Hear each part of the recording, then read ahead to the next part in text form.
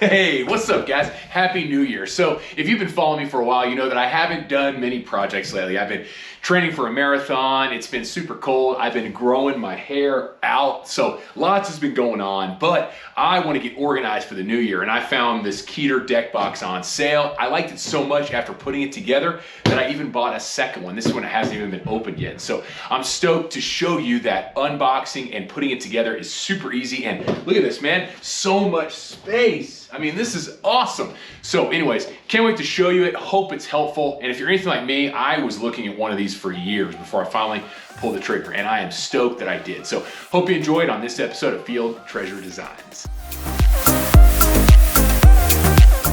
Let's rock and roll. So here's the box. It's pretty thin. There's not much padding.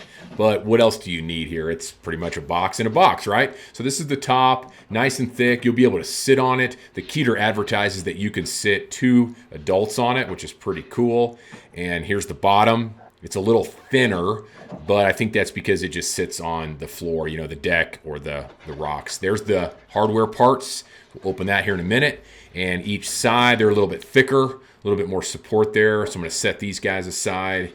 And then the last 2 are identical. One's for the front and one is for the back. They're not quite as thick as the top and they're not as thin as the bottom. They feel pretty sturdy. So far that's good. There are 3 bars that come with it. We'll show you those in a second. And then other than that, that's it. There's a little tiny bit of styrofoam, which is pretty funny. And the instructions. Let's put this bad boy together. First, I opened up the hardware box. It's pretty simple. You've got 4 little feet that are going to get put on the 2 sides, and then a little hardware packet here where we've got the hydraulics, obviously the screws, and then a couple parts for the locking mechanism, which is great. Then we've got the hydraulics. These are awesome little tools, man. They make opening and closing a breeze. I'll show you that later.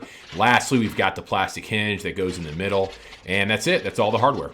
The first step of the assembly was to take the front panel and the rear panel and slide in the identical metal bars. And so you flip them over, slide them in. It's a little bit hard because that plastic molding had a little bit of extra liner that would like stop it from sliding really easily. And I'm getting really close to my hand, and thankfully I read the directions and was reminded to put on gloves. And so I had some common sense, put on my gloves, and protected my hands from getting sliced. So slid it in. It took a little bit of work to get it in there and push it all the way through, but then they finally slid in and all good. Yeah, wear gloves. Good job. Then I grabbed the second one and did the same thing.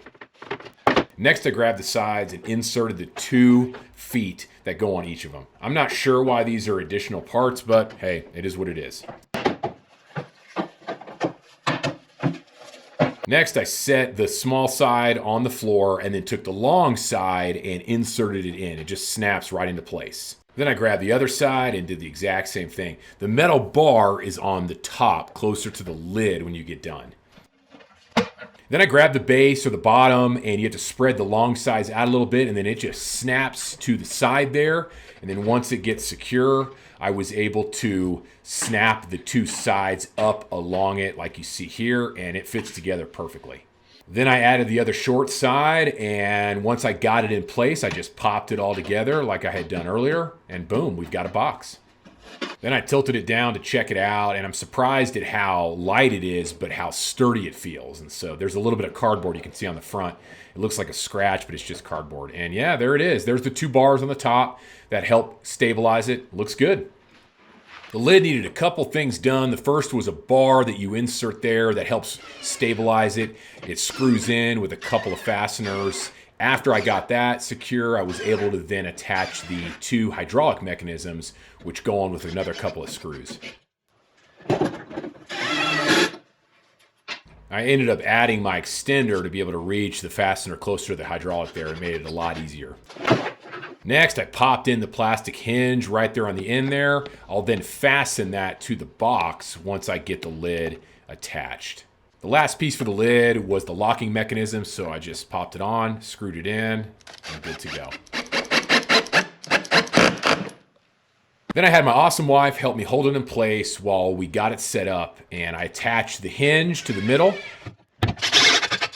Then I attached each side hydraulic.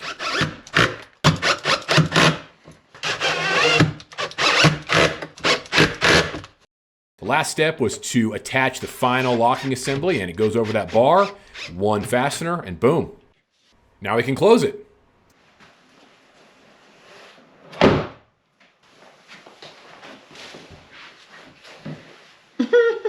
Haha, yeah, it's certainly nice and sturdy. And so yeah, when you open it, it has that hydraulic assist, and then it stays open. So you can get all your gear, get what you need, close it real easy. It locks in the front. Man, this thing is sweet. All right, so I got the deck box all in place, and I wanted to show you what it looks like for real. So here we go. It's under our deck. And dude, the storage is amazing. I got all the garden stuff.